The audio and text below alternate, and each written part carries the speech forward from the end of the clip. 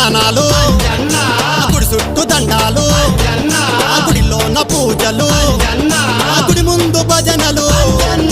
గట్టు మీద వండుకుంటే అంజన్న నువ్వు కలలోన కనిపిస్తావా